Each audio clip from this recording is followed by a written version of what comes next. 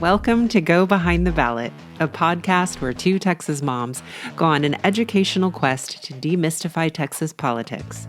Join me, Nicole Abshire, and my co-host Claire Campos O'Neill as we deep dive into the most burning issues, hear stories from candidates, and offer hope in these challenging political times.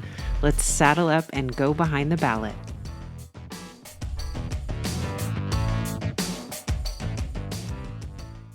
Hi, everyone. Thank you for joining us for this episode of Go Behind the Ballot. I am Claire Campos O'Neill.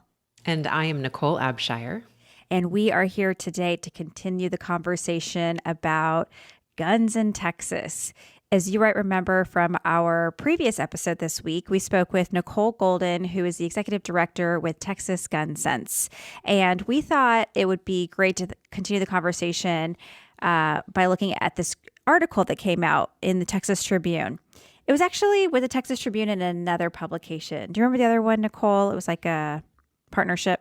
It was a partnership with The Trace, which is a nonprofit newsroom focused on covering the nation's gun violence crisis. And their information is listed at the top of the article. And we will have the article link in the show notes. But this article was written by Caroline Covington, and the title is Texas's Complex Relationship with Firearms, Leading America in Gun Sales, but with a declining gun ownership rate. So this was a really interesting article to look at because it referenced a lot of statistics happening in Texas, but at the end of the day kept saying, and yet these things are hard to track, being guns in our country. So we thought this would be good to talk about because with Nicole, we were discussing a lot of why gun violence is on the rise and trying to nail down the cause and then what are the solutions to help reduce that? Because I think most of us can agree gun violence, not a good thing. So what do we do to remedy that? So Nicole, why don't you take us from the top? Tell us some of the initial things that stood out from this article. Well, I definitely was paying attention to how in Texas, the background checks for gun purchases rise after mass shootings. That is a continual pattern that we see again and again here in Texas. Another thing that stuck out to me was that there were more guns purchased during the pandemic than at any time this century. But this is kind of a but that I was really trying to work out in my mind, which of course is included in the title of the article, which is that the rate of gun ownership is decreasing, right? That our population growth is outpacing the rate of household gun ownership. Mm-hmm. Yes, I flagged the first thing you mentioned as well. This correlation between the rise in background checks is correlated to the rise in mass shootings. They seem to go hand in hand. And later in the article, it says that one of the top reasons people buy guns in the first place is for personal protection. So I can see how that would be sort of the psychological connection. I notice more mass shootings in the news. I don't want to be a victim to that. So my reaction is to purchase a gun. And that is sort of the cycle we have fallen into. And this article really highlights that the data backs that up. There's a lot of guns in Texas. I mean, it says, the article says that more guns are purchased here, being Texas, than in any other state. I mean, we also are the second most populous state, but we like our guns. I wrote everything's bigger in Texas. But the other interesting thing, though, is that we're also like middle of the pack in terms of that household ownership statistic. So this is a really interesting article in terms of just trying to kind of sit with the data and try to make it make sense, right? There's a lot of complexity here that I think is really important to pay attention to. And also I was so grateful that we had the conversation with Nicole Golden, because then some of the things made more sense to me than I think they would have had I not had that conversation. Because I'll admit to you, I'm still parsing through background checks versus licensing.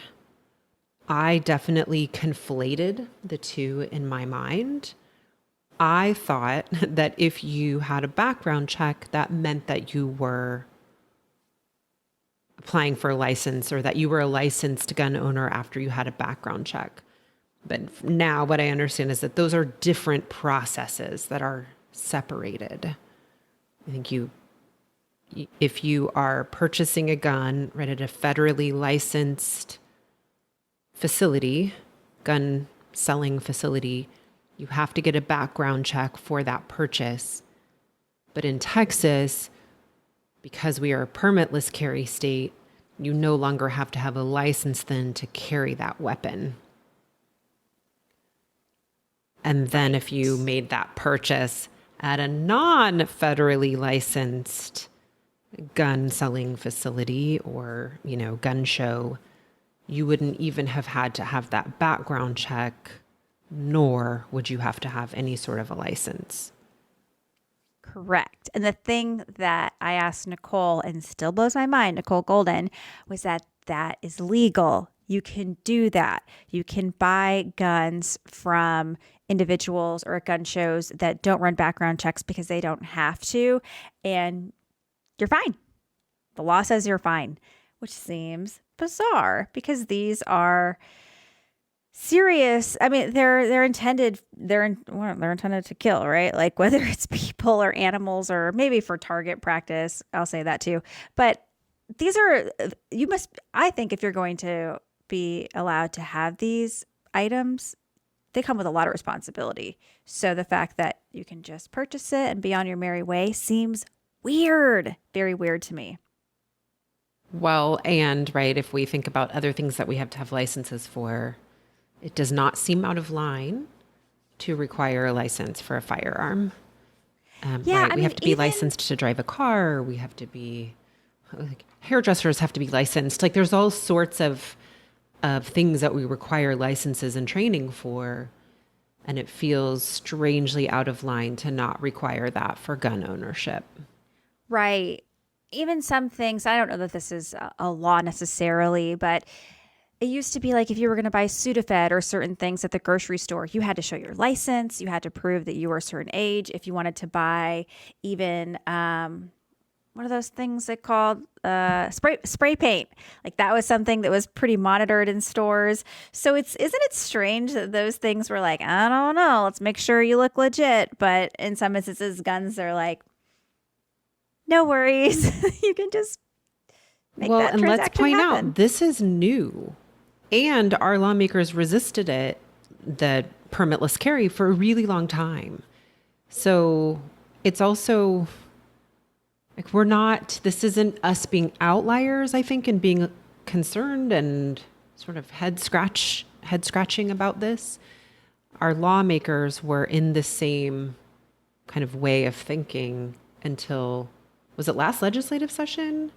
Yes, it was last session. I mean, it was, just in 2020 that this. 2021, thank you. Like yes. Years. Where 2021 that this passed, right? I do know that it's House Bill 1927. But yeah, this is new. They had resisted this for a long time is the overall point. Yes. So this is where we are now. And another thing that the article points out is that there's more guns in Texas, and yet there's a smaller share of households with firearms. So that makes me think that more people are buying a larger quantity of guns, or does that make sense, Nicole? Is that how you read that? That's how I understand that too. Yes, that proportionally there are fewer households that own guns. Like that is, it sounds like a statistic that is in steady decline and has been since 1980. But that if you just look at the raw number of guns, that number itself is high. But when you account proportionally for how many households own guns, that's when there's a downward trend. There was this one person mentioned in the article, Mark Oliva, I think his name is, the director of public affairs for the National Shooting Sports Foundation. And he said he said, quote, "I could go into the gun store today. I could buy 2 guns. It's going to be one background check because they're checking me, of course, not the gun." That was a really interesting point that they highlighted, that again, these statistics are very hard, and this data is very hard to gather because it's based on the check. Like, we're not really counting the guns in circulation necessarily.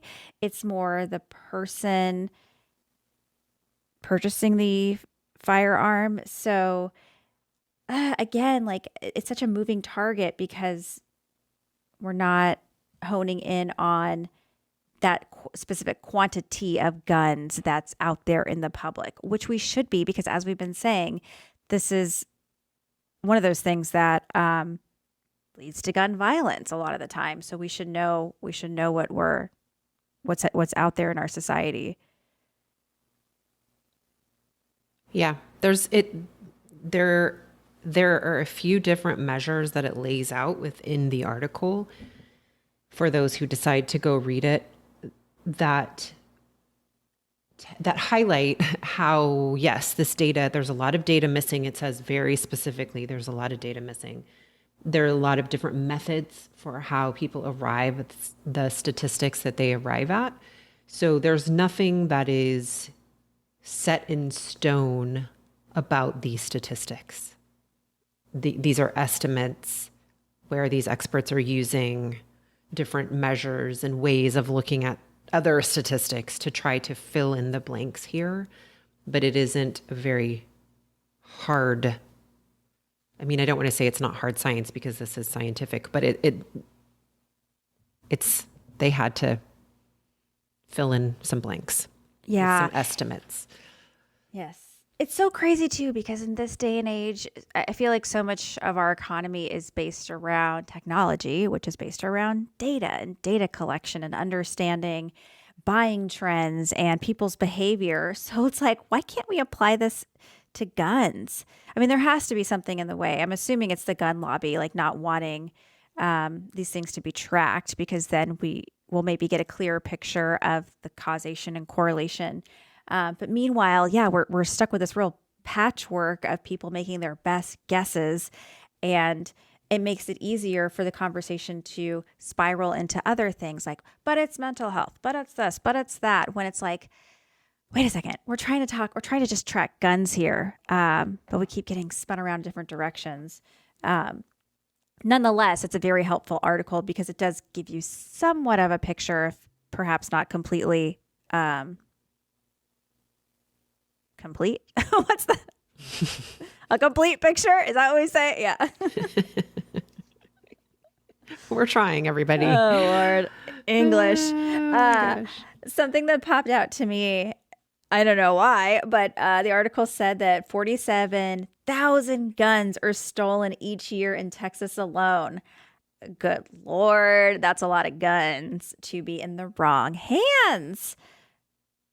Sometimes I read, well, no, this time, how about I will just do a sometimes. When I read this, I thought, I am so out of touch, it feels like, with what is happening in the world. And in some cases, I'm glad I'm out of touch. I mean, I do want to be educated and I do want to learn, but my goodness, I would not have imagined that number. What in the world? It's a lot. It's a lot of guns. It's a lot of guns. Who have been stolen. So you have to, let me imagine, like, what are the circumstances where guns are being taken from someone when they shouldn't be? I don't like that. And then as we get further into the article, again, something I mentioned towards the beginning of the show is that the number one reason Americans purchase guns, at least they say, is for self-protection. No surprise there. I mean, we're a very individualist nation, and especially Texas, we're like hyper America, so we want to protect ourselves and our home and our property and our families, understandably so. But that leads to more guns in circulation, because that's quite a way that someone can feel like they have that control again, is by having that gun in their home, should they need it. But what happens, Nicole, when there's more guns? Well, yes, the one correlation where there is no argument is that more guns equal more deaths. And there is just a direct correlation there. So, And something that the article says, this too, I think I might have suspected, but they lay it out, is that the number one cause of death for African American males between the age of 15 and 34 is homicide involving a firearm. However, for white Texans, they're more likely to die from suicide involving a firearm. So you have these two big pools of folks who are sadly facing death, whether it's at their own hands or someone else's, because of this high number of guns in our state, in our country, but we're specifically talking about Texas here. That's not good. Yeah, that part of the article was really interesting too. The visual of the graphs. So everybody, there are bar graphs that they use to illustrate the difference, kind of the inverse relationship of guns and homicide and suicide in those communities. And it's one of those that it's a bar graph that speaks 1,000 words. It really says a lot. And then also what was really interesting was then seeing the map of Texas, right? Where they show how in urban areas, right, death by guns for Black men is in, urban areas, whereas the death by gun for white men and suicide is in rural areas. And so just to see those contrasting bar graphs and the pictures of Texas, both in the urban areas and rural areas, is really interesting and just says a lot. It does say a lot. Gosh, I'm trying to pull in another thread. I don't know if I'm going to be able to pull this off. I've been reading this book recently that Oprah wrote. Well, it's like a compilation of her work and other people's work called The Path Made Clear. It's one of those like, find your purpose, find your path or whatever. It's a good book. And someone that she interviewed was talking about like pain and suffering. And I just feel like there has to be some connection between the suffering that we feel, this need to have guns, and how that plays out in either like person on person violence or like against yourself violence. I'm going to tie that together more pretty down the road, but I just think there's something there, basically just showing us there's a lot of suffering that's happening. And unfortunately, it's coming out as violence against one another or inflicting on ourselves. Yeah, it's not, I want to be hopeful, right? There is always a reason to hope, but I will say that, that particular part of our society is a little bleak and dark. These are some hard times. Yeah, and I know in this conversation we didn't want to touch too much on mass shootings because it feels like that takes a lot of the oxygen, and in reality, most gun deaths are not happening in that scope. It's more one-on-one. Honestly, most of the time it's people who get into a bar fight, tempers get hot and they reach for a gun. That's what you see when we're talking about gun violence or domestic, disputes. However, I know I talked about this before in the podcast, there's such a profile with the young men typically who are executing these executions and their personal interior lives being described as lonely, bullied, isolated, feel like they're misunderstood. So again, there's something there. And then this impulse to grab a gun, to solve it with a gun. Wasn't there something recently, Nicole, that we even talked about offline with a recent mass shooting, and the shooter's father said something like, when you have a problem, you solve it with a gun or something like that? It's ringing a bell. It doesn't. I'm sorry. I wish I had that ready to go. That's okay. I'll think on it. Another mass shooting. Who knows which one it was? I mean, there's so many. It's really hard to keep them filed in your mind, sadly. But yeah, we're in a culture where some people learn that's a answer. Yes. But as we know, it's not the one that's good for any of us. Anyway, side tangent. But getting back onto the article, as we learned from Nicole Golden in our main episode, she said this too, and the article says this, that there is a correlation between states with weaker gun restrictions and higher levels of gun deaths, as well as higher levels of trafficking of stolen gun sales. Basically, yes, the weaker the restrictions, the higher the gun deaths. The more restrictions, the lower the gun deaths and the lower the gun violence. And that is something that they find in the data. And it's a good argument for why we really need to take this seriously and hopefully in Texas move into the direction of more restrictions. Reasonable and this doesn't restrictions. mean exactly. This isn't an effort to remove guns from responsible gun owners.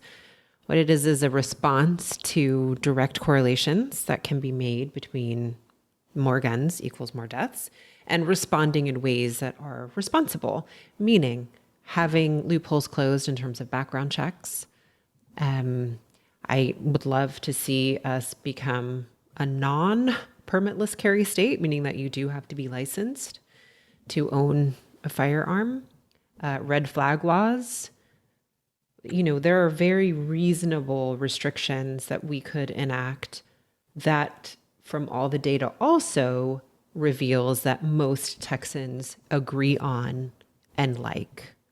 So the things that I think that we're talking about that we would love to see put in place are not outlying kind of really unreasonable restrictions. They're actually very reasonable and can be agreed upon by a lot of folks, by the majority.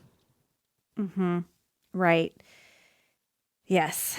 And towards the end of the article, they say that the solution is tightening gun regulations.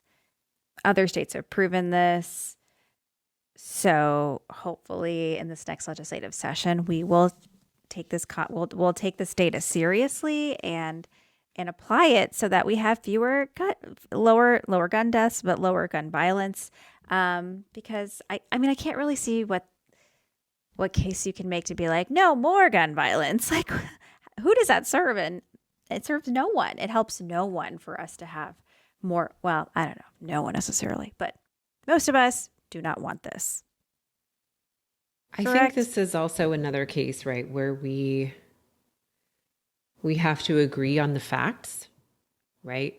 We have to have common ground in terms of, can we all agree that these are the statistics that we are facing as a society? And then we can talk about what the response ought to be, because I think that we can get people to agree on the statistics that we're talking about here, but some people would say, but good guys, we need more good guys with guns, instead of acknowledging, no, that's not what the data says. So that's where things can get really tricky. And I think my question to something I wish we'd asked Nicole Golden if I had kind of the wherewithal at the time is, can we, like, where do we go now that we are a permitless carry state? Yeah, that's a good question. I think I want to believe that, the reasonable restrictions are possible, but have we gone too far? Is that not actually true? Mm-hmm. Because we're permitless carry. Right. Yeah. Well, I think too, what we're learning is that as we're getting into these subjects, there's just so much we don't know and we don't know what to ask. And this is the great thing about having these conversations is we're developing a knowledge. And Nicole even talks about this in the episode, how education is just so important, to just start with education. And this is what we're hoping the show is doing for folks, is providing some foundation, some education so that you do know what to ask, so that when that conversation happens, down the road, next month, next year, you can engage better. So we'll get there. But yeah, I know I agree too. Like, as this picture has become clearer, I think I meant clearer, not complete, whatever. You know where to go. You know which gaps to fill in. But there's so many gaps that we have, right? Right now. There's a lot of gaps. And you know what? Speaking on the education theme, what makes me sad about not requiring a license is that license requirements were education, right? It taught people how to safely own a weapon. And now that isn't a requirement anymore. So that education portion of what it meant to own something that is so powerful has been removed as a requirement. But I do want to say, I did find a little nugget that the DPS it does offer free online courses on gun safety. It was part of the compromise for permitless carry to pass. It was something it sounds like the DPS negotiated for. So there are free online courses about gun safety. That's great. Yeah. If you have a gun, educate yourself on it. Know how to properly use it, store it. That's completely your prerogative and within your rights. So, we encourage you to seek out that information because it's helpful. It's very helpful. And Nicole, I know what I was talking about regarding the mass shooting. It was the one in Colorado Springs. Oh. Yes. The father of the young man who carried out the shooting. Yeah. He said something to the effect of, oh my goodness. Let's see if I can find this quote really fast. The dad said to the son, "I praised him for violent behavior really early. I told him it works. It is instant and you'll get immediate results." I remember reading that when that shooting happened and being like, yeah, you get instant results, but those are not the results that you should be encouraging ever. So I have no words. Yeah, I had to come back with that. I didn't want to leave that hanging out there. So we're hoping that y'all are learning some from us. I know we're learning a lot as we're digging into this. It's important for us to be aware of what's happening. And as we keep mentioning, the Texas legislative session is going to start soon here in January.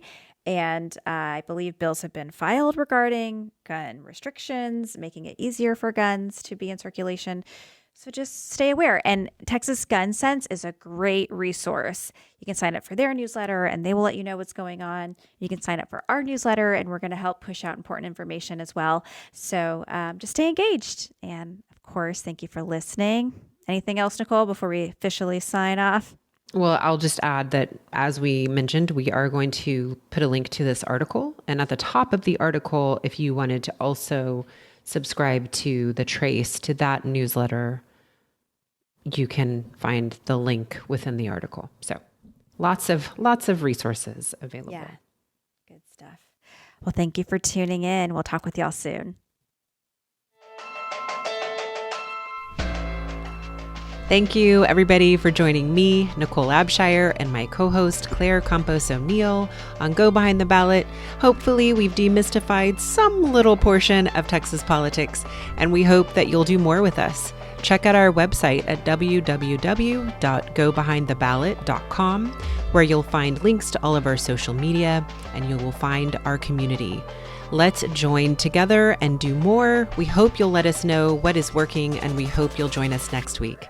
Thanks, everybody, and have a good one.